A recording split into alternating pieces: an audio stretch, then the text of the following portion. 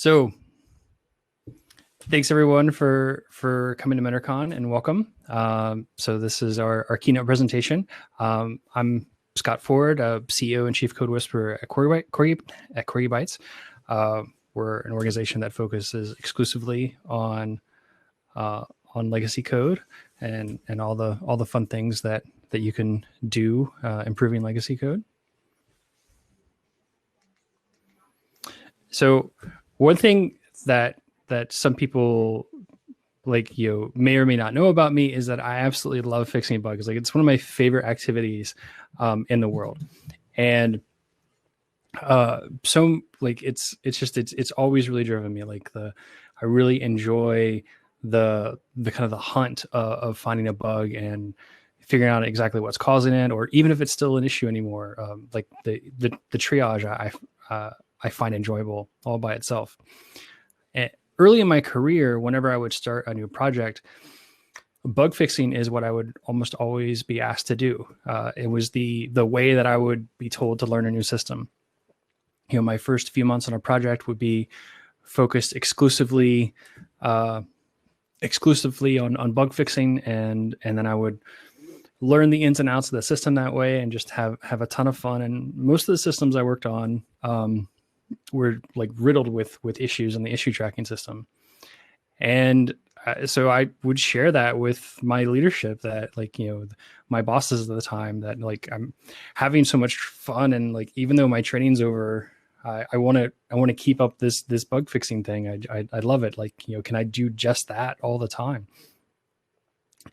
And the message I would get was that no, it's features were seen as more important, and me fixing bugs was seen as something that was beneath me, or something that I shouldn't be spending as much time on. And that I found really sad, because there were a lot of issues in these systems, and some hundreds upon hundreds, and I looked at every one of those, and I imagined that there was somebody out there who couldn't get their job done because of an issue that they were facing. And it really kind of it really irked me, this idea that features were more important. And this is often the point at which I would start to brush up my resume and try to find a new job. And, I think that's in large part contributed to why I job hopped so much. When I was, early in my career, I moved from place to place feeling like I didn't belong anywhere, because the activity that I enjoyed the most was only really valued at the very beginning of a project, when I was learning the ins and outs of the system. And that really got me thinking, this kind of difference that's placed on features and bugs in terms of their value, is it really a difference? And I was inspired by the bug tracking system, Bugzilla, that was created by Mozilla. And they only had one issue type, and it was a bug. Everything was a bug. That was one of the kind of the design decisions about Bugzilla, was that, even a new feature that needs to be added to the system was still a bug, because that feature needs to be written in response to a user's expectations not being met. And that's the same reason that bugs get recorded, is that somebody goes to use the system and their expectation about how it behaves it isn't being met. And, this difference between feature and bug, the Bugzilla team thought that, that difference was really irrelevant, that, every issue in the system was an indication that something needed to change. And so it was a tracking system for things that needed to change. So to me, features are really these issues and changes in behavior that add new capabilities, whereas a bug is really correcting or making adjustments or refinements to existing capabilities. They don't, fundamentally add anything. They, make, some kind of correction for what's there. And there were so many organizations I worked at where that refinement activity was just always deferred. It was, always undervalued, always deferred, and just considered to be something that could wait until later. And I saw it in many organizations, the kind of the impact of constantly deferring. There were organizations that I worked at where nothing was ever upgraded. crashes were tolerated. So like, if a user's using the application and encounters an exception, that was something that was just seen to be as, just okay. It was fine that the system crashed occasionally. There were often issues where data was lost or the user experience was extremely frustrating. And that frustrating user experience would often, result in customers getting angry for customer-facing apps, or lower productivity for internal staff for applications that were internally facing to the organization. Sometimes people just flat out couldn't get their work done, whether it was the customers who were relying on the application, or it was the staff of the organization for which the system was built. There were these issues where people just couldn't work. And then there's the whole class of security vulnerabilities and breaches that ultimately lead to bad press, and that bad press can lead to a lot of lost market share, as we've seen with lots of other issues. This is just a small smattering of data breaches that have come out in the last decade. Looking at these dates. And some of these were pretty big. Like Equifax is the one that stands out in my mind, is it's just being absolutely huge in terms of the kind of data that was exposed and just the number of people that it hit. Anthem, which isn't on this list, like that was another big one that exposed a lot of information. And these were had huge impact. And while like I don't necessarily know the root cause of every single one of these, I do remember the Equifax issue, coming down to an issue where a vulnerability in Apache struts wasn't patched in time.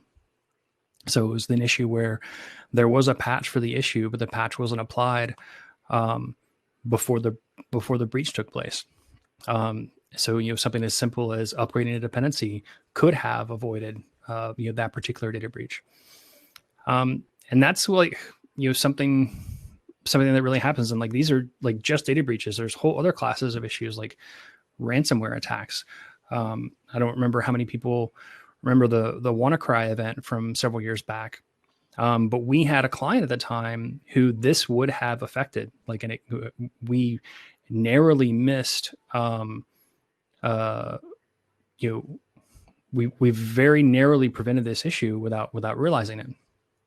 We had been, when we saw that WannaCry came out, we knew that the system we were running was one of the ones that was affected. We logged in to see if to apply the patch quickly.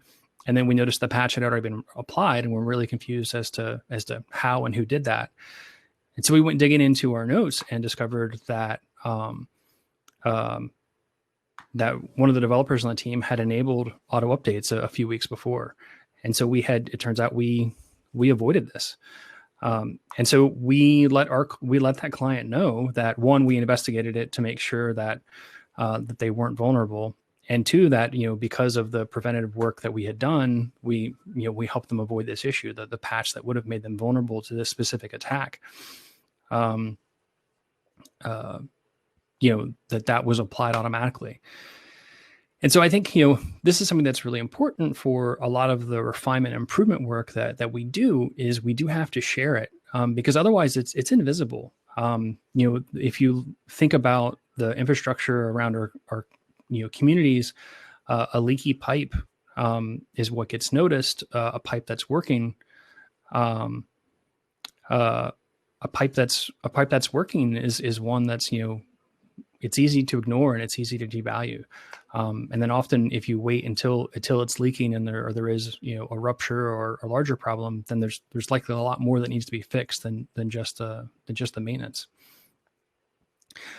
So I think that's something that's really difficult. Is a lot of times the prevention work is invisible. If you've done your job right, nobody notices. And then so it's only natural that a lot of times the preventive maintenance work can be sometimes seen as a waste of money, because it's harder to see the impacts of it. Another kind of aspect in this area is the drive to create brand new systems. And in response to COVID-19, the SBA, which is the Small Business Association here in the United States, had a huge influx in its systems that are used to support small businesses, especially specifically for disaster loans to help cope with COVID-19. And I personally had filled out the application for one of their emergency disaster relief loans, and it was by and far the worst web application I've ever used, hands down. And I mentioned that to Mike Clement one day at the Legacy Good Rocks meetup, and he started laughing because if given the line of work that I'm in, me saying that it was the worst application I've ever worked with, is that's significant. But yeah, it was incredibly painful, and it took me hours upon hours to work around the glitches that were in the system. And I think they were largely glitches that were happening because the system was under way more load than it was able to handle. And my heart really went out to everyone who was having to work to support that system. And it was bad. I can only imagine, if that was my experience on the users end, I can only imagine how bad the experience was on the dev side.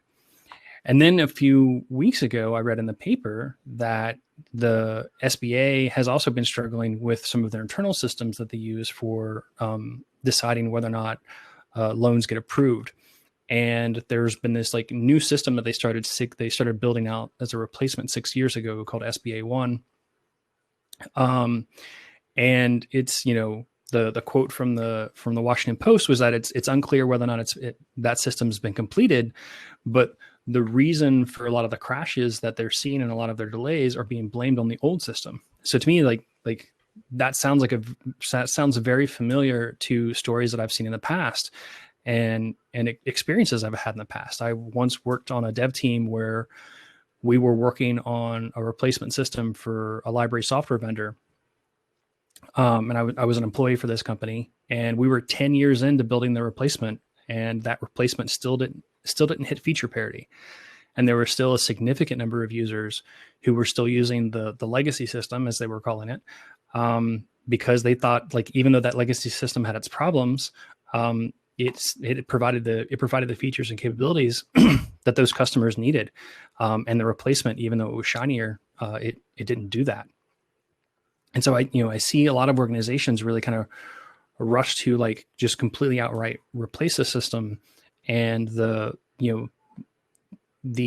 intervening time of how long is it going to take to get this system off the ground is often overly optimistic, and it takes much longer to get these systems built up, and they're often not providing the same capabilities as the system that was originally there, and often cost way more than anybody predicted as well. So it's been, I wish I had exact numbers on, success rates for that approach, but just anecdotally, it doesn't seem to be very good. And then another thing that is helpful to keep in mind is that breakdowns, they never happen at a good time. So right after Andre and I got married, we went to go on our honeymoon, and we had a very old car. We had some very serious constraints at the time. We didn't have a lot of funds. And we've been doing our best to maintain this car, but it was older than we were. And we were making it run. But we went to go leave for our honeymoon, and we turned the key and it didn't start. And so it was well, what do we do now? We have to find a vehicle to go on this trip that we've been planning for months on months.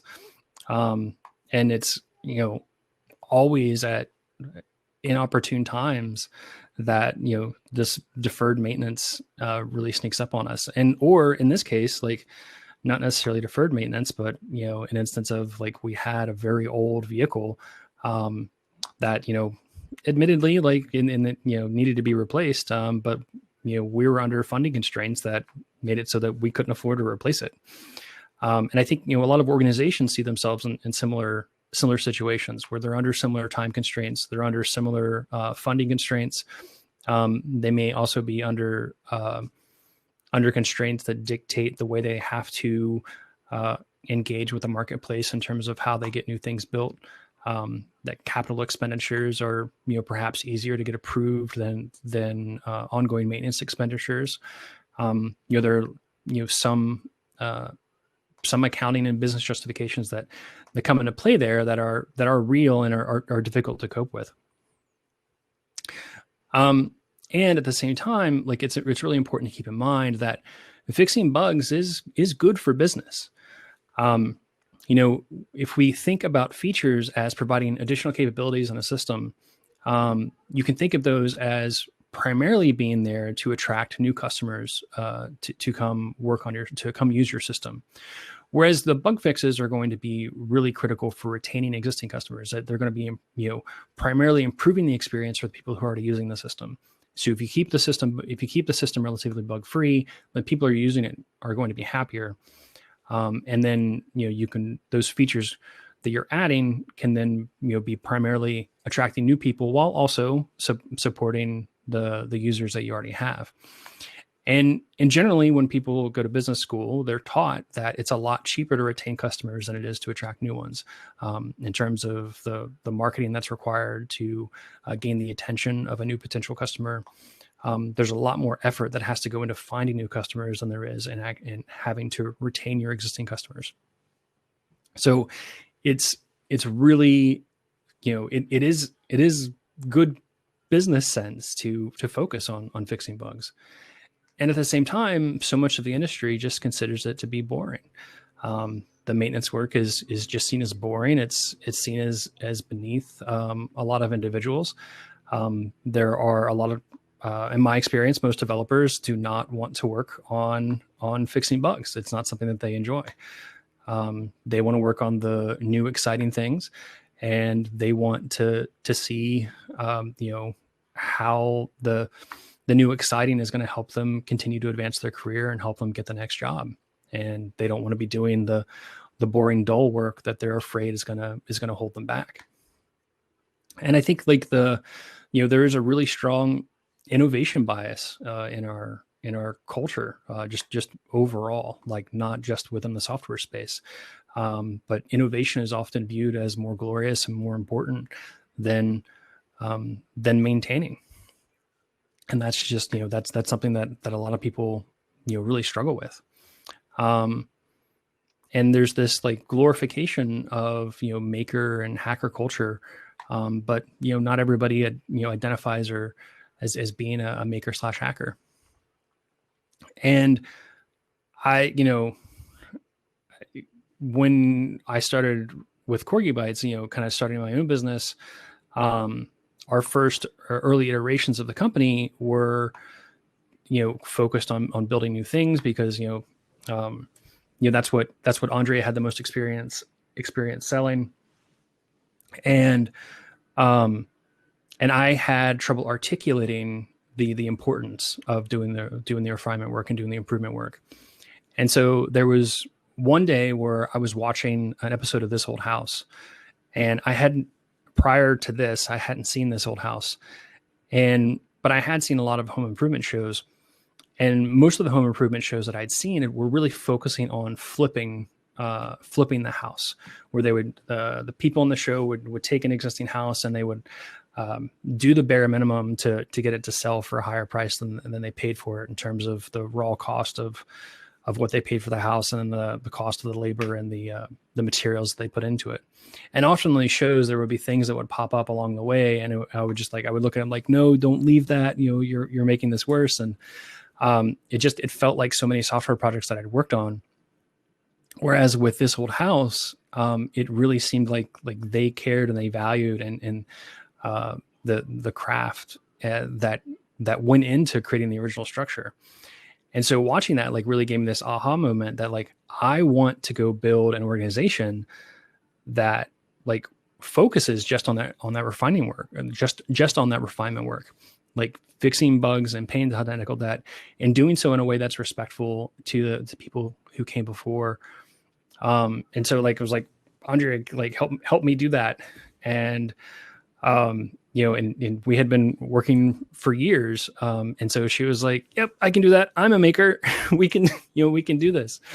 And And, that, so we dove in, but, we're really struggling with how to describe this kind of work. And one day when we were walking around Barnes and Noble, we came across this table, and we're all excited about, like, look, Barnes and Noble is like helping, people learn, how to create new things. But then later I was like, where's my table? Like, that's the table for all the makers. Where's the table for the people who like to refine things and like to fix things? And so really started thinking about, like, what names should we call that? And Andre and I were doing a lot of brainstorming back and forth, and then it really dawned on us, just similar how there are introverts and extroverts, and both have value in our society. And it's not, that one is necessarily better than the other.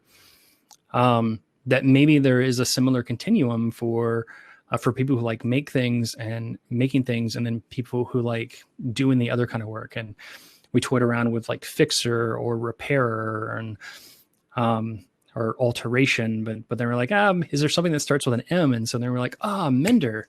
So, mender was really the name that we came across. And so we started thinking about this continuum of, maker being someone who primarily adds to the system, and that a mender is someone who primarily corrects things in the system. But then really kind of thought about how there's more to it than just that there is also not just whether you're doing addition or refinement, but also how fast you're going, and how much versus how much you're paying attention to quality.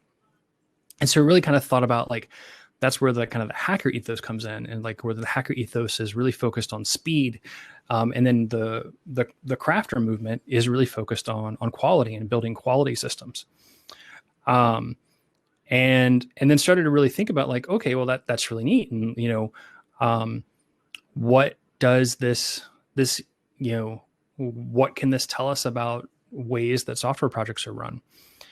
And kind of realized that most of the industry had a bias towards this upper right-hand quadrant, where most companies want to hire maker crafters who can build out new features for them, because that's what they see as having the most value are new features. And so kind of like digging in, like, well, what are the attributes for people who kind of operate in that quadrant, and what are the characteristics of the projects that need that kind of energy? And so kind of coming up with this idea of like a maker crafter, the slogan for someone in that quadrant can be like, they like building new things and they like building them well. And you can know that your project, it needs,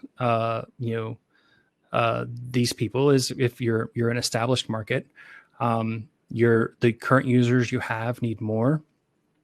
The ROI on how to, the ROI is very measurable. So you'll be able to know whether or not the features you're adding will add and provide value. There are fewer unknowns in your problem space. Stability on your system really matters, and you're really growing your user base is something you're currently focused on. So, adding features then become important because you are looking to grow, you're looking to add new customers, and you're looking to do so in a very stable way. So, having people who really focus and care about the craft of the system are really important. And so then, there are people traits that really kind of fall down as being a really good fit for that. And then if we look at some of the other quadrants, we can look at like the maker hacker. And this is where I think of like people who like really, really enjoy rapid prototyping, throwing stuff together really quickly. This is where they thrive, and they really jive. So what would a project look like that needed these people who are really good at creating new ideas in a hurry? So, your project is in need of these people. If you're like exploring a completely new concept that you're not even sure if it's going to work, there's so many unknowns. It's really hard to, it's really hard to figure out, whether or not the solution you're building is going to be a valid solution to the problem that you see. There's going to be a lot of validation for whether or not this is the correct approach, which creates an extremely high risk that the effort that you're working on will just be outright canceled. Rapid prototypers are also really good for projects that have a guaranteed short shelf life or have an extremely tight deadline, like a real tight deadline. Like there's, there is an event that's going to happen that cannot be scheduled or cannot be rescheduled or can't be changed, like maybe like an eclipse or something like that, right? Like we can't change when the eclipse happens. We have to make sure our equipment is ready to image the eclipse if that's what our equipment is designed to do. So having people on your team who can really help kind of provide that energy, that's really important.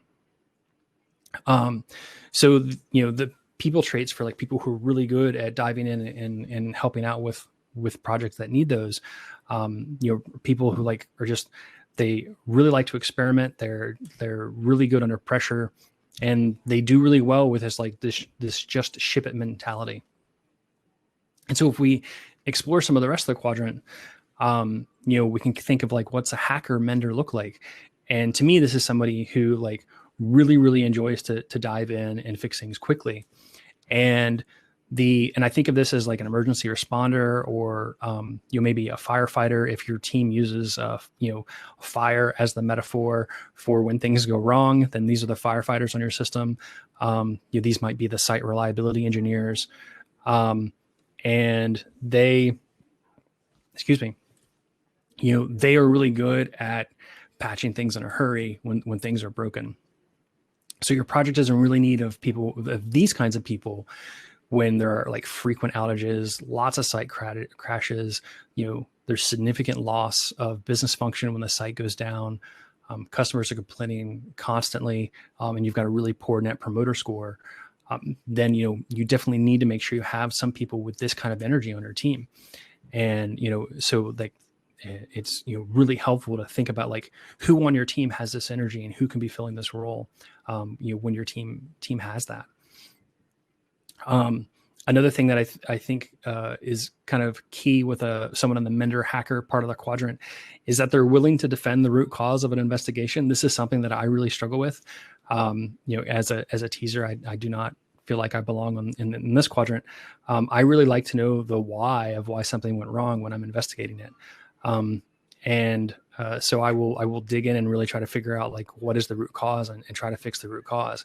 So I'm not often the best person to have in an emergency responder role, because I struggle with putting that off. Whereas a lot of my friends who are really good in this space, they're like, oh, we'll figure it out later. Let's just move and keep going. And then, I also feel like these people like really enjoy the tight pressure of like, it's got to be fixed in a hurry. And that's something that I don't respond to as well. And so that's why I've always felt that I kind of fit more in the Mender crafter end of the spectrum, which, I've started recalling, software remodeling. And kind of the ethos that put forward for this, that Andre and I came up with, is that like, you're refining a system and you're making it better bit by bit, and lots of small little changes over time to slowly make it better. And this is really what kind of the focus of this event is definitely on the projects that are down below the line. I'm glad that Arlo appreciates the color of this quadrant. And so if you've got a legacy system that then this is the kind of people who you really want on your system. If you've got security vulnerabilities that are unaddressed, but they also haven't been exploited yet, then these are the kind of people who you want to be patching them. If they've been exploited already and you're trying to like get them patched in a hurry, that kind of falls more in the quadrant of emergency responder.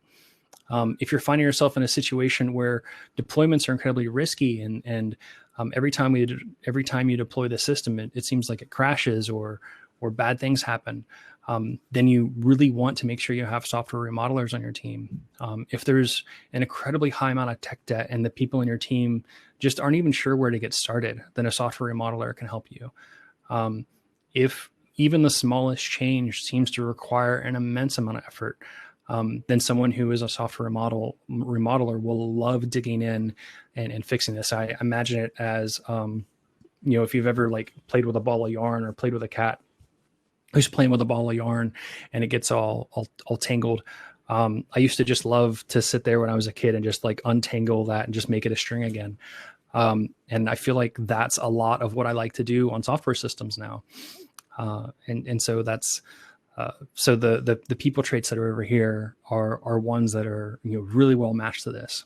And so using this framework, you can kind of think about what does your project currently need, and then what are the traits of the people who are already on your team, and do you kind of do you have the right mix for what your project needs now?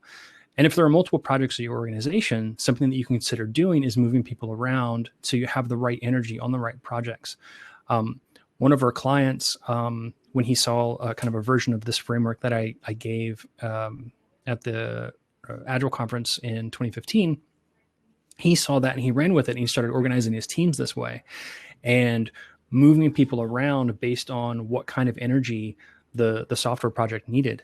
And he had many projects that got unstuck. He had many projects that he had software remodelers on when what that project needed was rapid prototypers.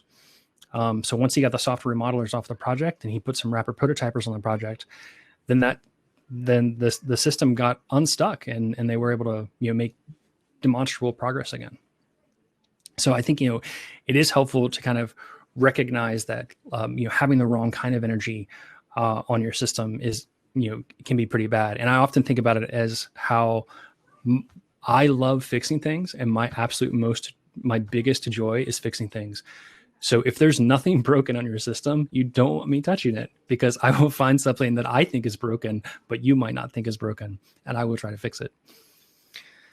So, so that's kind of this framework that I really think of, and then Andre significantly helped develop for, really crafting like how to look at the software developer ecosystem and really kind of matching up the right people with the right projects. And in addition to that, something that I often get asked a lot is, when do we replace a system versus when do we remodel it? And the kind of the rubric that we've come up with over the years is to really kind of think of the overlap between what you have versus what you need. And if there's incredibly small overlap, so we can think of like the most extreme example is there's no overlap. So like, it's not even a replacement question. It's that you just stop using the old thing and you start using the new one. And then on the other extreme case, like what you have is exactly what you need, then maybe you shouldn't be tinkering with it. Maybe you should just be, making sure that it continues to run and it's continually stable, but there's not really a need. You don't have a need to make any changes to it. But it's really like kind of trying to assess the size of that overlap. And when that overlap is small, then you have a better case to replace. And when that overlap is large, then there's a better case that you should be remodeling. And the trouble is that our biases in terms of where we fit on the quadrant I showed before really, really shape the path that we think is going to be best. So it's really important to choose wisely. So those of you who might be catching the reference to the Indiana Jones movie, I'm just imagining I'm hearing chuckles. So your bias can really influence the path that you choose through this. And so if you find yourself more on the maker end of the spectrum and your application is stuck in needing tons of emergency responder energy, the path out of that crisis that you find yourself in, because like if all of your system needs is emergency responders, then that is very much a crisis scenario. And so one path out of that is to build a new system from scratch, by taking the rapid prototyping path, and then try to get to a more stable place where it's easier to add quality features. Which is where a lot of systems want to be. They want to be in that like healthy growth place where the application is growing in a healthy way. But I often find like in that path, there's lots of danger. And instead, what's a lot safer is to take the software remodeling route. And I think there are a lot of really good metaphors that we can look at for figuring out, that this is a valuable approach and that, this is a way to go about it. And, one way is to look at our bodies. So if you think of your body as a system, and specifically like down at the micro level, at the cell level, most of the cells in your body are regenerating. I think it's like every 27 days, most of the cells in your body have been replaced. But you as an individual never ceased to exist during that. It wasn't that a replacement you was built and then your consciousness was migrated from the old individual into the new individual. It's a very gradual transition, so gradual that you don't even notice it. And then there are parts of the body that don't change. So it's like the eyes and certain parts of the brain, don't see any change from birth, but the vast majority of the cells in your body are completely different than they were over just a month ago. And another kind of philosophical way to think about this is the ship of Theseus paradox, which was proposed when the story being with Theseus went on his travels, that the boat that they came back with no longer had, none of the boards were the same. That along the way on the journey, any board that needed to be replaced was replaced, and that when they returned, every single board had been replaced. And so the question was asked, like, is this the same ship? And so, that's an interesting philosophical question that, many people have come down on different sides of.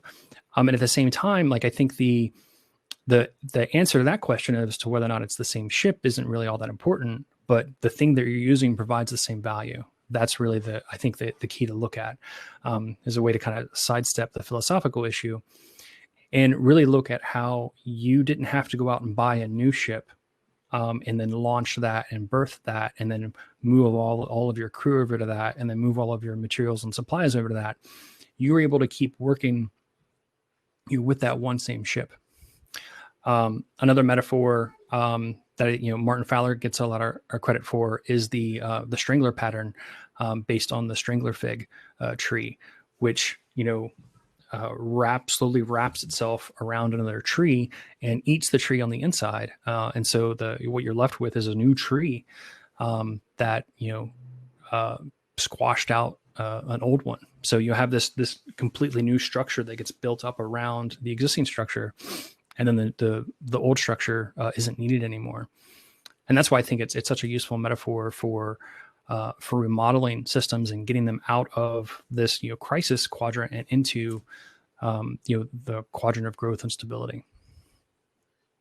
So this was a version of this talk, and a lot of the ideas in this talk are ones that I presented at a talk that I gave in Agile 2015 called Old Code New Tricks. Andre and I attended that. We actually wore our daughter, who is about to turn 5. So, that's a good 5 years ago. And something that I thought was absolutely amazing at that conference was it looked like there was an accidental conference subtrack around legacy code. So that's where I got to meet Arlo and Llewellyn when I saw their amazing hands-on for saving some legacy code. And there was a great talk by Martin and Jacques. And there were like other amazing talks there as well. And it's just like, I saw Woody give a lightning talk. And it was absolutely fantastic. And I got to meet so many incredible people. And, Andrea was enjoying watching all the conversations and watching us meet each other. And we're like, oh, we wish we could stay in touch. And Jacques made the observation that like that was really hard for us. That it was really hard for us to stay in touch. It was really hard for us to figure out how to create a community. And so she's like, well, that's easy. I can create a community. So like, I think one night in the hotel, she launched the Legacy Code Rocks Slack and created a way for people to sign up. And so, it really started at that conference is kind of when Legacy Code Rocks was born. And then we started the podcast shortly thereafter as a way to stay in touch with people who we were meeting. And so then 5 years later, we're here. And now we've taken this energy around creating taking this energy that we've been sustaining for the Legacy Code Rocks community and turning it into an event that's focused just on the joy and love of refining and making improvements to systems. And I'm so happy to see that many past podcast guests sign up for the event. And so definitely a big welcome to them and to everyone else who's attending. It's fantastic to see so many faces in the audience, especially in the chat, who are here and are collaborating and enjoying it. It's really awesome. So wanted to give a quick, brief overview of our schedule and how that's going to work. For those of you who may have missed the earlier session. So after a short break, after the keynote, we will have our pitch session where we will invite people up on stage to share their idea for a session that they'd like to give. And so that'll be, you'll share your screen in a very similar, you'll share your video in a very similar way that I'm sharing now, and you'll have an opportunity to share your screen if you've got a pitch that you want to make, or it could just be audio only, whatever, it's up to you. It's like, kind of equivalent to handing the microphone to somebody at a conference, if we were in person. And so then that person will say what their session idea is and when they plan on having it. And then they will be responsible for, using the user interface to click on the new session to create it. And I saw in the chat that some people were experimenting with that before. So that's the way to actually go about creating new sessions. And if there's any technical glitches that people run into, let me or anyone else from Core Gigabytes know, and we will do our best to help. And I know that there are a lot of other helpful people here as well. So that'll be how the sessions get created. We've got 3 time slots for sessions. So, whatever works best for you as an organizer, for your day. We've got lots of different people in lots of different time zones. So pick the time zone that works best for you, and same for attending sessions. Pick the time slot to attend that makes the most sense for you to attend. There's going to be lots of different ways to meet different vendors today and actually connect with people who identify with this way of working. And there will be opportunities to learn from each other.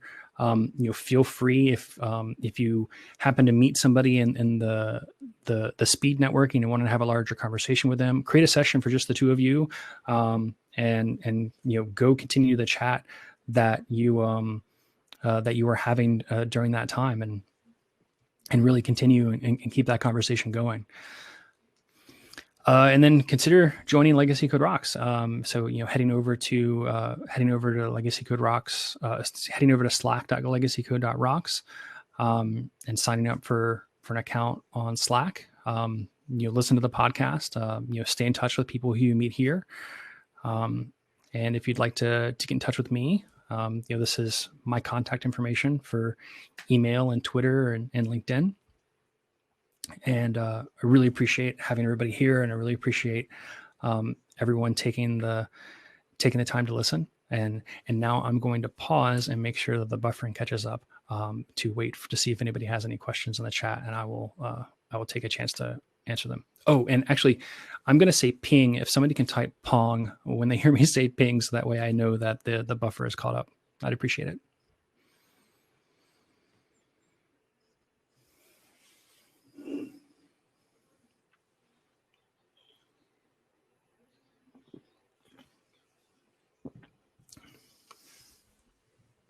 Okay, thank you. I really appreciate that. It helps me know how long the delay is.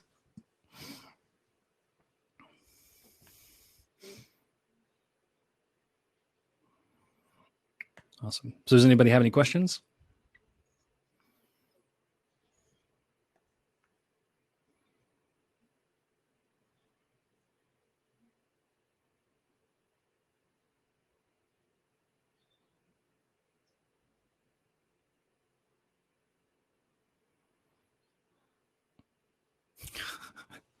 Thank you.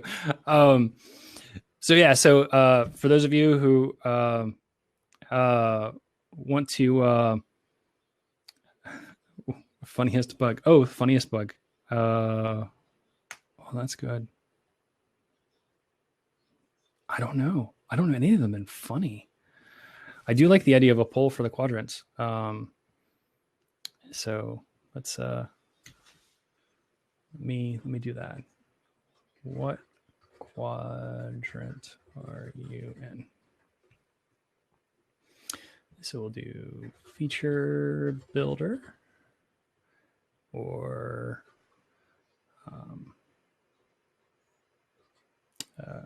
rapid responder. And I will take my slides back to that quadrant to kind of remind us of what the different ones are, and kind of remind me like what names we gave to them. Emergency responder and software remodeler.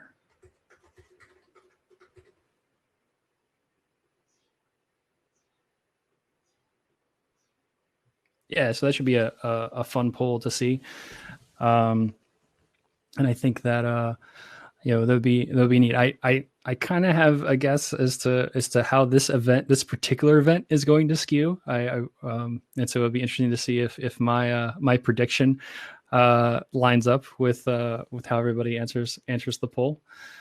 And so have a great rest of the event. Enjoy the networking feature, enjoy the sessions.